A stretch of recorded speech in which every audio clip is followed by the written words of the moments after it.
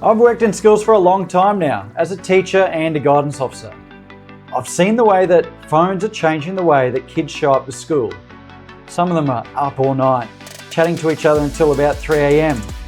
Some of them are walking through school the next day on 2% battery. Some of them, they can't sit still for 5 minutes. They can't stop thinking about what's happened in the group chat in the last 17 seconds. Phones have changed the way that kids sleep, how they socialise, and how they regulate.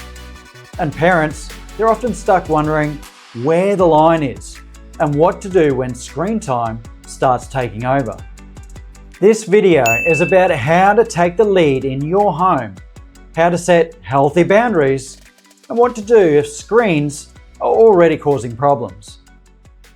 I'll often tell my kids, get off your iPad.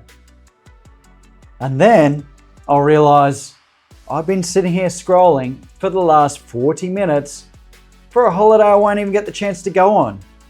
So yeah, I get it. We're all a bit hooked. But for some kids, it's next level. It's a habit that they can't stop.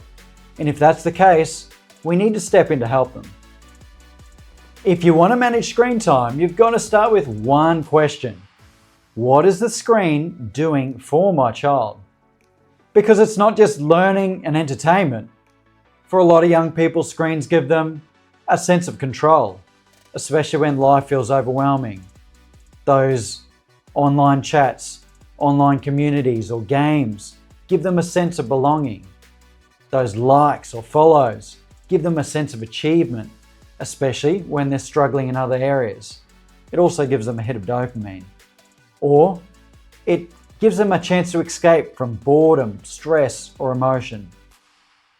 If we take the screen away without replacing what it gave them, we create a vacuum. And that is when they start pushing back against you. Our job isn't just to pull back on screen time.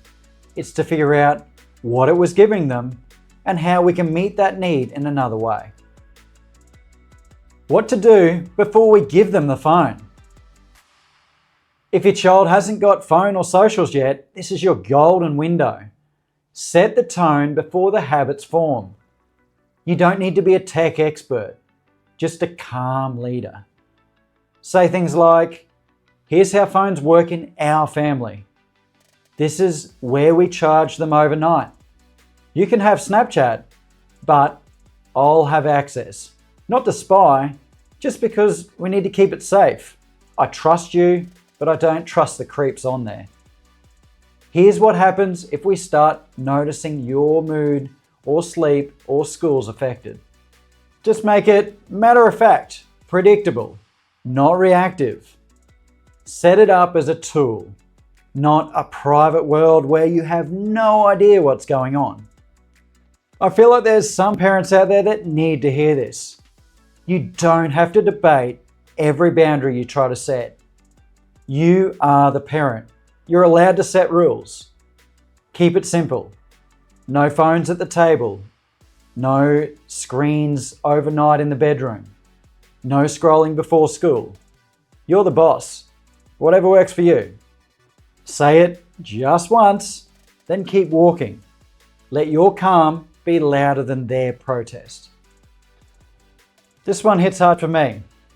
Every week, I work with kids that are struggling, overwhelmed, anxious, sometimes even suicidal. And they often come to me and they'll show me what's on their feeds. And I understand why they're not coping. The algorithm doesn't just show them funny animals or dancing videos. It keeps showing them theme after theme, videos about despair, about giving up, about not being enough. And it doesn't stop. It just keeps coming. Because they clicked on one video and the algorithm locked on. Not because they searched for it, but because the system noticed that they were vulnerable and then doubled it down. And this isn't just happening for kids. I watched a couple of African predator clips, just curiosity one night. Next thing I know, I'm being shown graphic, violent content I didn't ask for. I didn't like it. There's something in me that I just couldn't stop watching. That's how these platforms work. They don't care if it's healthy, they just care if it holds your attention. Now, imagine being 13, alone in your room, scrolling late at night, already feeling low, and the feed just keeps handing you more darkness. So parents, don't just be the helpless spectator. Check in regularly. Ask them, what is it your feed is showing you lately? Do you feel worse after you've been online? Do you want to look through it together sometime? This isn't about spying, and they're probably not going to like it, but it is about being close enough to know when something's not right. If the screen time's gotten well out of hand, you're not alone here. It's actually really common. Maybe there's constant arguments. Maybe the device is just glued to them. Or maybe that spark in your child has just gone away. It's not too late. Here's some things that you can do. Create one win.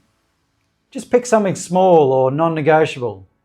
No phones at the dinner table.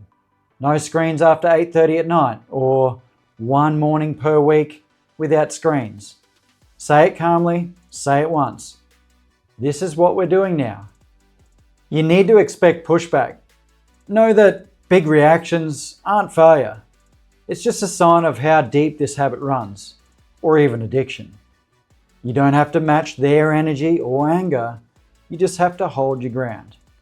Replace, don't just remove. So ask yourself, what was the screen doing for them?